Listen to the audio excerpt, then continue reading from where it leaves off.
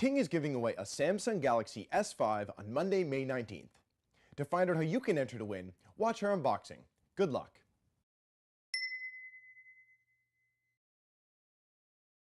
Hello and welcome to Ting's unboxing of the Samsung Galaxy S5. We'll quickly take a look at the cardboard shell. You'll just see some spec and feature info on the back, but I think we should just get into the good stuff. So I will open this up, and first we have the brand new Samsung Galaxy S5. I can't wait to tell you more about this awesome smartphone, but I think first we'll just take out everything that comes with the S5 inside the box. Just give me a sec to open this up. And first we have the quick start guide, which you don't need. Just give us a call or head to our help desk and we can help you out with everything you'll need. Next are the earbuds. These are Samsung's signature earbuds. There's a volume rocker and a mute button on the cord, which is pretty nifty. And as well, Samsung always likes to give you some different sized earbuds just in case the normal size isn't comfortable in your ears. Next, we have the wall adapter. So this obviously goes alongside the charging cable, which I will also take out. So this is for charging your device or syncing it for music or files or what have you. And next we have the battery. This is actually a 2800 milliamp battery, which will give you 21 hours of talk time, along with 16 hours standby. And that's really, really good for a smartphone of this caliber. And it's great to see the high-end Android devices really starting to get a longer battery life. And really, this is everything that comes inside the Galaxy S5's box. So I've just popped in the battery, and I think we're ready to take a look at the Galaxy S5 itself. But first, I think we should compare it with some similar devices. So first up, we have its predecessor, the Galaxy S4. The device is slightly shorter at a 5-inch screen instead of the 5.1-inch screen of the S5. It's also a little bit thicker, the S5 is, than the S4 at 0.32 inches of thickness instead of 0.31. Next, I will grab the Google Nexus 5. The Nexus 5 actually has the same size screen as the Galaxy S4 at 5 inches, so it's just a little bit smaller than the S5. As you can see. And as well, similar side by side, the Nexus 5 is just a bit thicker at 0.34 inches. So next up we have the HTC One M7, which is the first generation of HTC One, not the brand new device. The HTC One screen is only 4.7 inches, and while it might look closer in size than that, it's just because the device has pretty wide black bezels on the side of the device, along with physical buttons on the bottom. And it's actually significantly thicker at 0.37 inches. And lastly, we have the iPhone 5. So this device obviously looks absolutely tiny in comparison to the S5. The screen size is only 4 inches, but actually in terms of thickness, it's pretty interesting.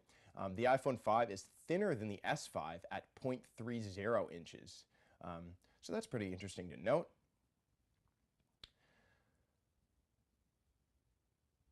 So these devices are arranged largest to smallest, and hopefully this comparison will just give you a bit of a better understanding of how the physical size of the S5 matches up with some other heavy hitters on the Ting lineup.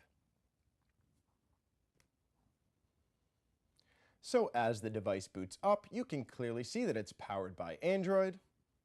I think we're first just going to take a look at some of the physical aspects of the device. On the bottom of the front, we have the home button, which is cleverly also the fingerprint scanner. At the top of the front is a 2.1 megapixel camera for video chatting and selfies. On the top of the device, we have a headphone jack, along with an IR button. And the very bottom holds the USB 3.0 port, which has a waterproof cover on top. It's pretty hard to open, so I'm actually going to use a SIM card ejector to help me out. But this really is one of the coolest features about the S5, and that's that it's fully waterproof for 30 minutes in up to 1 meter of water. In terms of charging, you can actually still use a regular micro USB cable on the right side, or you can use the USB 3.0 that will come with your device, which actually will be faster. But obviously remember that before you teeter on the edge of a pool or head outside in a hurricane, make sure that bottom port is completely closed. The auxiliary port, however, does not need to be covered. Samsung has actually added a coating inside to keep your S5 waterproof. Next, I'll show you the physical buttons. On the right side is the power, aka sleep button. On the left side is the volume rocker, very standard. We'll flip it over, and really the first thing you'll notice about the back is that it's very textured with mini dots. It's kind of leather-like, kind of feels similar to the first generation Nexus 7. The rear camera is a 16 megapixel beast, which can actually shoot 4K resolution video. You actually can't even watch that on your device, but there is certain TVs that do support that resolution. And just below the camera is the flash, along with the heart rate monitor, which works with Samsung's S Health app. That's a new feature of the S5. And I guess the back in general really does feel leather-like. It's grippy and it's nice, but unfortunately it is kind of flimsy. I will take it off for you now. I know a lot of people actually do like this because a plastic back can't easily smash, but at the same time obviously it makes your device maybe feel or look a little cheaper than say an HTC One or iPhone. But I know it has its benefits and a lot of people do like it. And on the back of the device, on the inside, is the battery, and above that, the microSD card slot, which can fit up to an extra 128 gigabytes of storage. And that's about it. Like I said before, you just need to make sure to fully close the back of the device by clamping all the clips down, or else your device will not be waterproof. And I really think the overall design of the S5 is similar to the S4. In terms of physical appearance, the only real difference is the textured back, obviously alongside with it being fully waterproof, which is pretty cool. But yeah, that's about it. So the Galaxy S5 has booted up.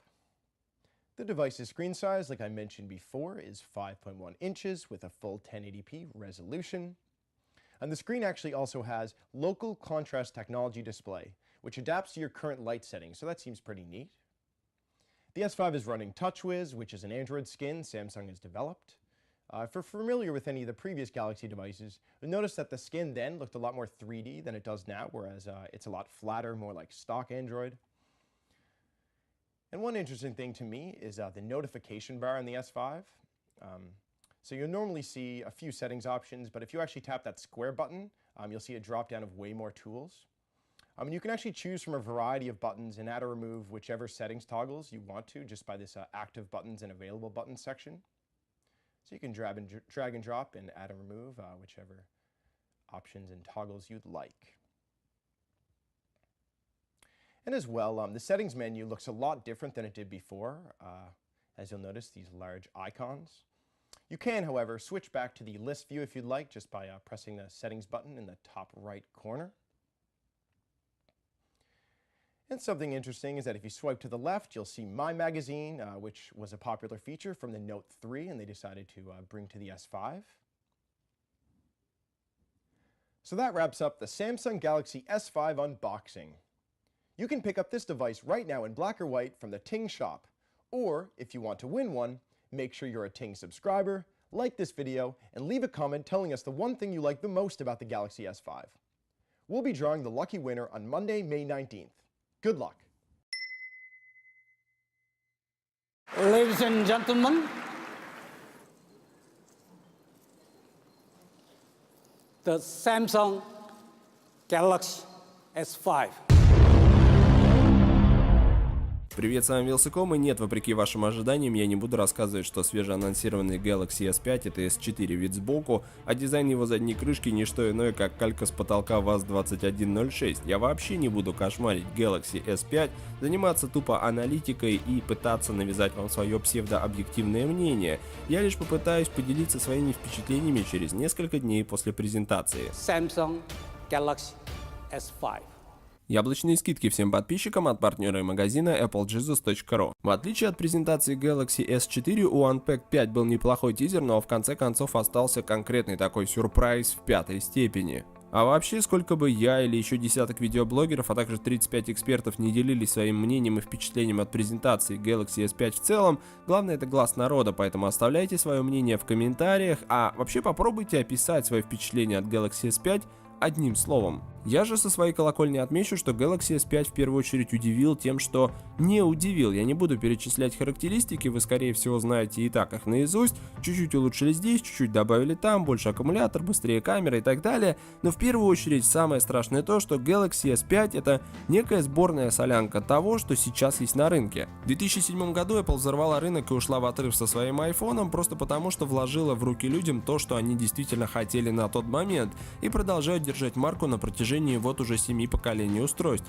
Samsung в свое время удачно сориентировался, скопировал хорошие решения из iPhone в свою линейку Galaxy, добавил интересные решения от себя, подключил маркетинговую машину и ушел в отрыв на рынке Android. Вот и получается, что реальную конкуренцию iPhone долгое время мог составить лишь Galaxy, где-то до 4-го поколения. Сегодня, когда те же Sony, HTC, другие производители, китайцы оправились от удара 2007 года, нарастили мышцу, Samsung начинает копировать у них. Смотрите сами. Камера — это Nokia, пылевлагозащита чистой воды Xperia Z1, фингерсканер — это, все тот же iPhone 5s и его Touch ID, и перечислять на самом деле можно очень долго. Само собой, Samsung не был бы Samsung, если бы не показал что-то интересное, например, сильно улучшенный S-Health, но здоровье — это вообще тренд 2014 года, и всевозможные браслеты, они реально заваливают потихонечку рынок, но Samsung молодцы. Второе поколение того же Galaxy Gear уже похоже на что-то вменяемое по сравнению с тем недоразумением, которое было в 2013 году. Но тенденция, на мой взгляд, удручающая. Уже S4 не смотрелся однозначным царем зверей в мире Android. S5, как все тот же пылесос от Samsung, собирает по рынку все самое классное, и его конкурентное преимущество лишь в том, что все самые интересные фишки собраны в одном корпусе. И если вектор сохранится, то S6 назвать законодателем мод будет очень сложно. В итоге получается забавная история. На одной чаше весов интересное устройство с набором классных функций, на другой, прямо скажем, не восторг публики и журналистов. Samsung попробовал играть на поле Apple, и пока у него не очень получилось. На этот счет есть классное выражение: что позволено Юпитеру, то не позволено быку. В этом смысле очень интересно поглядеть, что покажут ребята из Cupertino, iPhone 4.7, 5.5 дюйма. Ждать осталось недолго, а сегодня, кстати, день рождения у сэра Айва, так что поднимите рюмашку за его здоровье. С вами был Вилсаком, подписывайтесь на канал, вступайте в наш группу ВКонтакте, подписывайтесь на мой твиттер и пишите в комментариях свое мнение, может быть, я крайне не прав. Будет интересно почитать. Пока. Do you want to learn more about how to use the camera app on the Samsung Galaxy S5? This is the video for you. Hey, I'm Josh Smith with GuyBeMobile.com. Give you a quick overview of the Galaxy S5 camera. Now, the one thing it has is a quick autofocus, so you can get very nice, Samsung claims 0.03 second focus, so it's real fast. Now, another thing you can do is you can turn on live HDR, and so with live HDR, you're going to get a shot that shows you what it would look like with HDR on or off. Now, HDR will take a series of photos at once and basically combine them together so that you end up with a better looking image. The results inside like this aren't quite as nice as, say, if you're taking a sunset or something like that, but it's nice to be able to turn that on and off and see the effects live so you can compose your shot with that on. Now, if we turn that back off, we go over to mode. If you leave the phone on auto, it's going to pick the best mode out of everything. So for the most part, just leave it on auto. It's going to pick the right thing. If you're going to take a portrait, a close-up of someone, or a selfie, switch over to Beauty Face, and it's going to tone and tweak the camera so that you end up with something that looks really great, make you look maybe a little bit nicer than you do in real life. I certainly like that. If I go into shot and more, here's where I can see different things that I can do to my photos. And I take a photo, it's going to take a series of photos, and if I hold the camera steady, I can do a few different things. This is where I can choose best photo or best face. Best photo will pick just the absolute best photo out of all of them that it took. Best face will pick the best face photo. There's also a drama shot that can show movement. So if a kid is riding a bike or scoring a soccer goal, I can show 1, 2, 3, 4 different frames as one. Eraser. Say I'm taking a photo of friends in front of the Eiffel Tower or the biggest ball of twine in Kansas, and some goofball walks in the frame, if everything works out right, I can use Eraser and pull him out of there. Panning shot down here at the bottom is really cool. Say I'm taking a photo of something that's moving, and I want to show that movement by kind of blurring everything else like you see in some car photos. You can use that and it's going to show the motion. We can also do panorama, virtual tour, dual camera. This is something that we've seen before. Basically allows us to use the front and rear camera at the same time, and eventually be able to download different types of apps. But again, if you leave that on auto, most of the time is where you're going to get your best shot.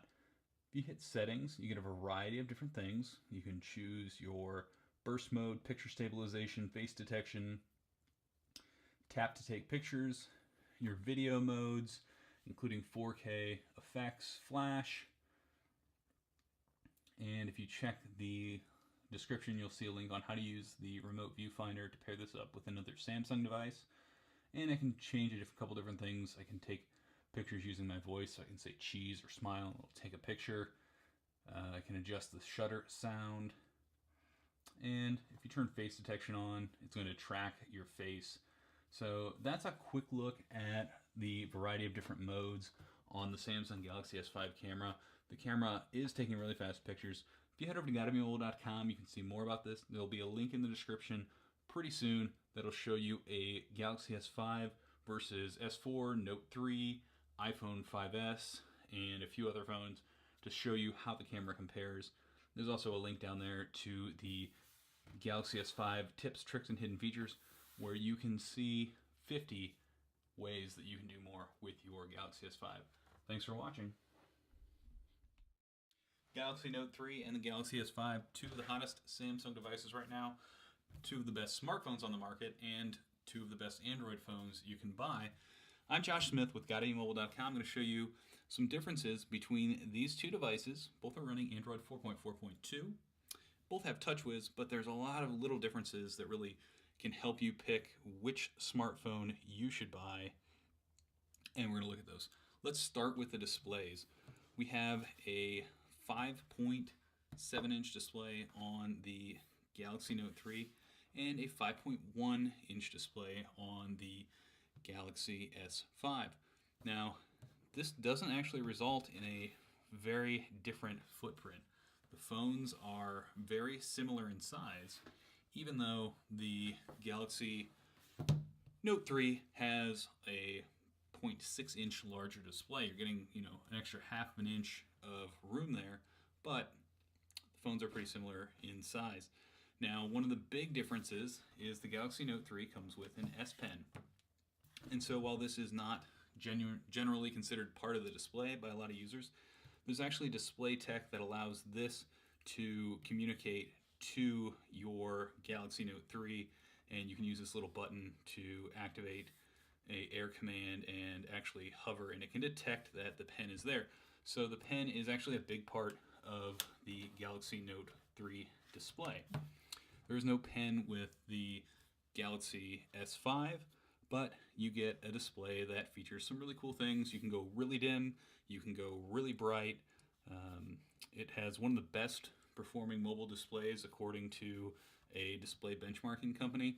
And in person, as I'm looking at these two displays, the Galaxy S5 has a clear win in terms of just, wow, it looks really good.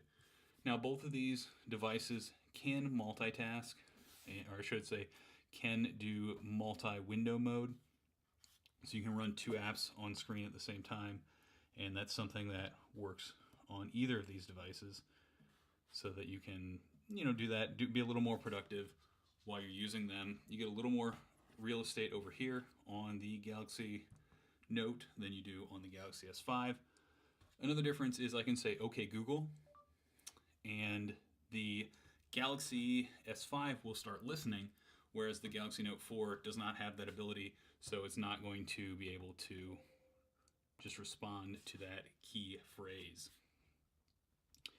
Now, we have a different version of TouchWiz, so you see a variety of different options here, and we have a lot of the same features like Smart Stay, blocking mode, Do Not Disturb, airplane mode, and we can customize where these are on each phone. One of the new things is ultra power saving. And so with ultra power saving mode, I can get dramatic battery life by turning the display to basically black and white and doing a few other tricks to limit the use. So I'm going to hit OK. I'm going to let that turn over to ultra power saving mode. And you'll see it kind of switch around. There's some different emergency features in here that use something like this. And instead of your basic communication, you can actually send a text message with your location. There's a mode to tap the power button 3 times and it'll send an alert to your primary contacts. And so this is your ultra power saving mode. It says I can get 10.6 days in standby on 85% charge. Now, what this really is meant for is when you want to basically stretch that last 5% of your battery life to get through the night, you can switch over to that, and it's going to give you 24 hours of use when your phone has 5% of battery life. So, really handy feature. Other things that are slightly different on these two devices, they both have the physical home button that we're used to. There's a fingerprint scanner in this home button, so you can use that to make mobile payments, unlock the device, and you can set up a private mode to lock files with your fingerprint. It is a swipe, so you have to swipe over it, unlike the iPhone where you kind of just put your finger on it. There is nothing like that here. And there's a little bit of different functionality. So if you press the home buttons once, it's going to take you to your home screen, of course. And if I hold, I go to Google Now on the Galaxy S5. I go to multitasking and a shortcut to Google Now on the Note 3. So I can get to Google Now faster over here. Now, another thing, if I double tap, I can get into S Voice on either of these. And you'll notice that S Voice is a little bit different on each device, and that's just because of slightly different versions of TouchWiz that are on here. Now, the button over here is Settings on the Galaxy S5. It's your multitasking, and what you can do is you can hold and you'll get settings. So you're getting more functionality over here. There's a back button on each of these. If you hold the back button, that's how you access the multi-window mode, turn that on and off on both devices. Pretty similar design at the front, or I should say at the top. And as we flip both of these over, we have the white models. This is a fall leather, fake leather feel. Not really a big fan of this feel on the white version. The black version feels a little bit nicer. Shimmery white on the Galaxy S5. It feels better than the Galaxy S4, and it feels better than this white Galaxy Note 3. But this shimmery white looks a little bit more like off-white or eggshell white. Not really my first choice. I'd look to hopefully get the electric blue back at some point and slap on a wireless charging. We have this stitching along the edges here, and you'll notice that there's a different camera design. We have a 13 megapixel sensor and a basic flash. We have a new, I believe, dual LED flash and a 16 megapixel sensor. Both can record 4K.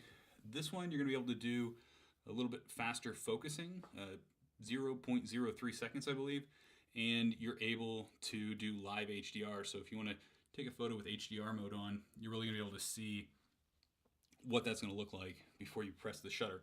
Now, next to this is a pulse reader, so I can stick my finger on this and it'll take my pulse using S-Health and it will track that. You can get some apps that will do similar things when you cover up the flash and it'll light up your finger, but this has that built in, so you don't have to worry about that. Again, here you see we have the S Pen that comes out and can activate some things. And that's really one of the key features to the Note 3. You know, that bigger screen is nice, but when you're in about the same size, but you're just a tiny bit smaller, a little easier to hold and use with one hand, if all you want is a bigger screen, definitely check out the Galaxy S5 because it's right up there. Now let's take a look at the bottom of these devices. So you'll notice we have a USB 3.0 connection. We have the same thing over here on the Galaxy S5. So we have the same connection, but because the Galaxy S5 is water resistant, IP67, so it can handle dust and dirt, and it also can withstand 30 minutes in up to a meter of water, so you can get it wet without worrying. So there's a little cover there to keep that clear. We have the same similar silver band of trim, little different design there as we go around, but pretty similar. Power button on one side, volume rocker on the other.